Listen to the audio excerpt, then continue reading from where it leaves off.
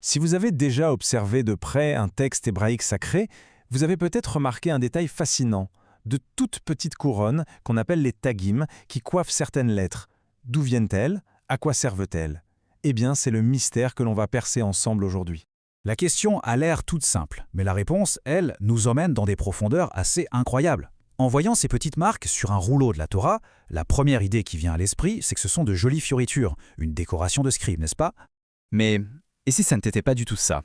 Si, au lieu d'être de simples ornements, ces couronnes étaient en fait une clé, un code secret qui ouvre la porte vers une compréhension spirituelle bien plus vaste. C'est cette piste-là qu'on va explorer. Alors, allons-y. Dans la tradition mystique juive, la Kabbale, ces couronnes sont tout sauf décoratives. Imaginez que le texte, les mots, c'est le sens horizontal, ce qu'on peut lire et comprendre directement. Eh bien les couronnes, elles, ajoutent une dimension verticale. Elles nous connectent à quelque chose de plus élevé. Pour être précis, le terme technique, c'est tag au singulier et tagim au pluriel. On parle aussi de keter, qui veut dire couronne en hébreu. C'est ce petit dessin, un trait vertical avec un point au-dessus qu'on ne trouve que sur certaines lettres bien spécifiques. Et c'est là que ça devient vraiment fascinant.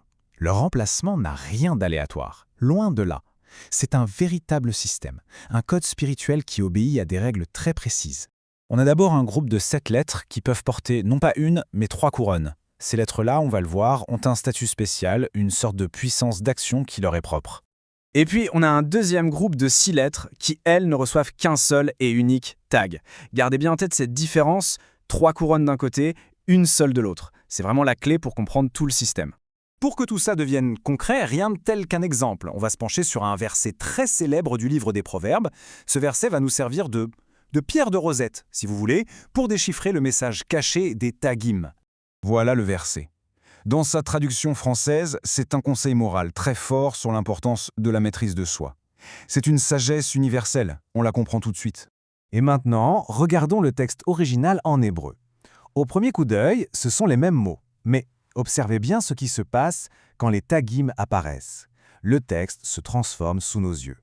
Ces petites couronnes surgissent et, d'un coup, on ne lit plus un simple conseil. On a sous les yeux une véritable carte spirituelle.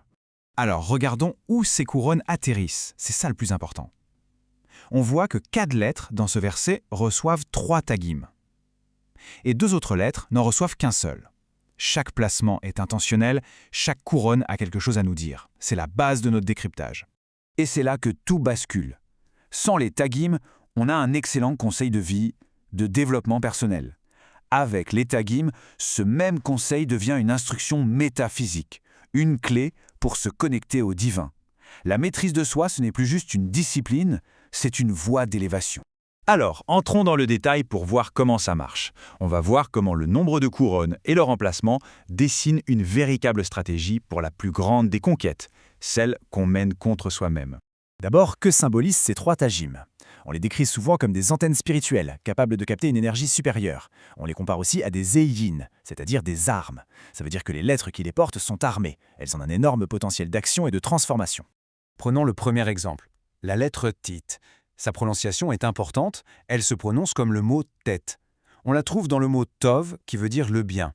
Le fait qu'elle porte 3 couronnes nous apprend que le bien n'est pas quelque chose de passif, c'est une force active, une puissance de transformation. Ces 3 couronnes peuvent même symboliser les 3 grandes étapes d'une transformation alchimique intérieure. Ensuite, on a le guimel, qui est la lettre du mouvement. Dans le mot Migidbor, qui veut dire plus qu'un héros, ces 3 tagim ne parlent pas d'un mouvement physique, mais de 3 mouvements intérieurs essentiels. Le vrai héros spirituel, ce n'est pas celui qui fonce, c'est celui qui maîtrise 3 étapes.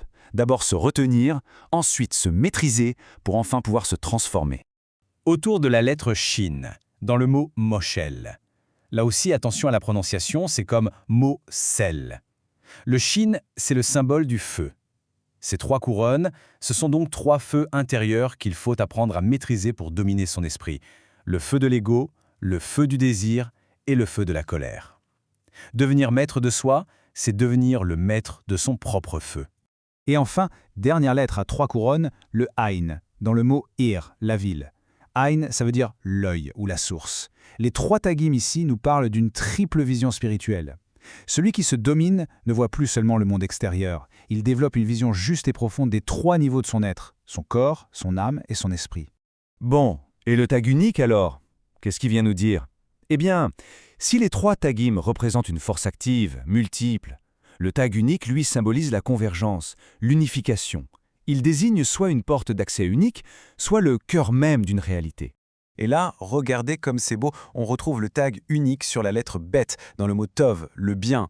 Bet, ça veut dire la maison. Alors pourquoi une seule couronne? Le message est incroyablement profond.